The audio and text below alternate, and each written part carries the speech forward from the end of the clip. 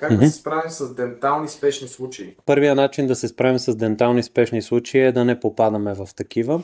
Разбира се, не винаги всичко е под наш контрол и се случват непредвидени ситуации. Дентални спешни ситуации могат да бъдат както травми, така и процеси деструктивни, които пациентите не са взели решение дълъг период от време. В повечето случаи спешните ситуации и спешните лечения, разбира се, на такива ситуации налагат моментална реакция на денталния лекар. В моята практика такъв тип ситуации винаги са приоритетни, още повече ако става въпрос за деца, и при една такава ситуация се старая да разместя графика си, моите пациенти да разберат, че има приоритетност в дадената ситуация и да дам максимално бърз час. Понякога денталният ни час може да бъде дори след половин час, но със сигурност в рамките на деня се старая да приема пациентите си. В някоя ситуация, като например фрактура на зъб след падане, фрактура на кондили след